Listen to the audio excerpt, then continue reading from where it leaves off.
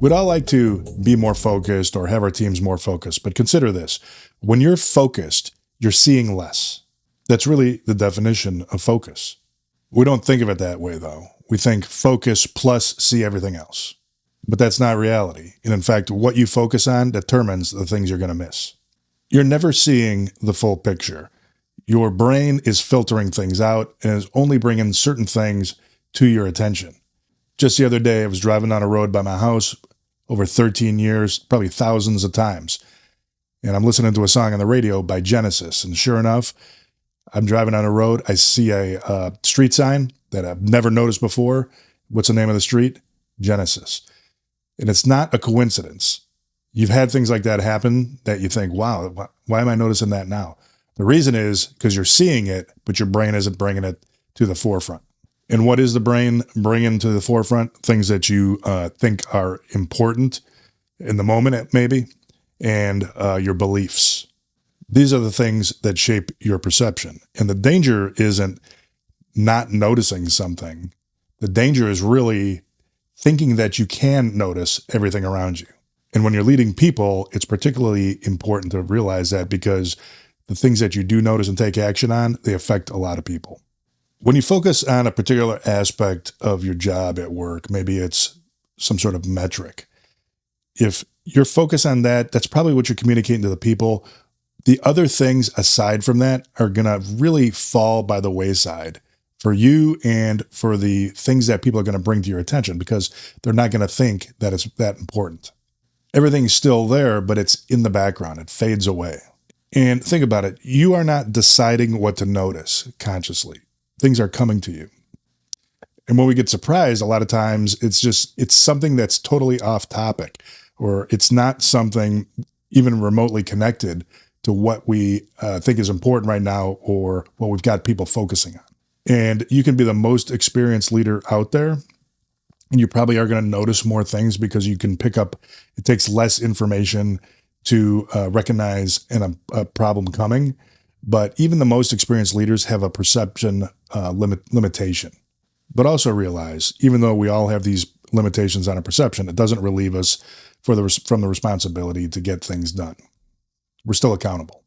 What we communicate with people creates blind spots, or better said, the things that we don't communicate, those are what create the blind spots. People don't think it's important because they're not hearing about it. They're not getting feedback on it. So it's not just a matter of saying these are our focus areas and getting more attention on that. You're actually getting less attention on the things that you're not talking about. If you are constantly talking about schedule, making commitments on time, then naturally you're going to hear more about that. And people are going to be thinking less about the other things. Things like, how's the team doing? What's the quality level like? All these other aspects of the business, of the operation of the business, are going to be less important, implied by you.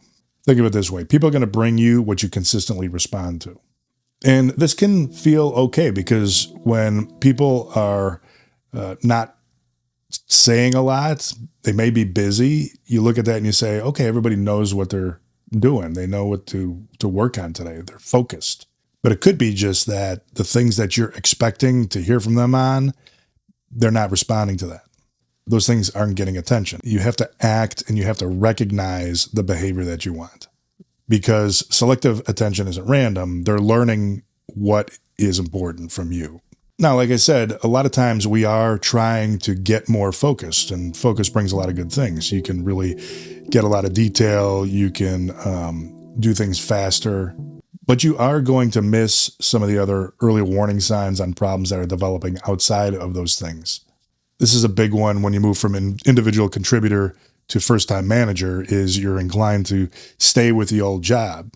And if you've ever worked for a first-time manager, you may have gotten the impression that they're not worried about the things that you're worried about, when in reality, it may be that they're just not back up far enough away from the details to help. So to get into leadership, each step you go up, you got to be a little bit more of a generalist. That's the expression I like to use with people. And when you do this, if you can back up and get a little bit more general, it's going to widen your view. And you won't be as deep on any one particular area, but that's why you got the people in your team, so they can do that. So a couple principles here for you to live by. They're not going to tell you what to do in a particular situation, but they should guide your thinking and action. First one is when you choose to focus, other things disappear. That's typically not how we think of it. It's all upside when we talk about focus. And your brain, you only have so much energy. Think of it as a battery. You drain a lot of power out of the battery with the more things that come in. So without you realizing it, your brain is always trying to conserve that battery and notice less things. Or a better way to say it would be consciously think through less things. It's inclined to more so go with impressions. And what you talk about, what you communicate, what you're really doing is you're managing what gets noticed by your people. Second one is, even if you're an experienced leader, you got to realize that you don't see everything. You don't see every aspect of the system all the time at work.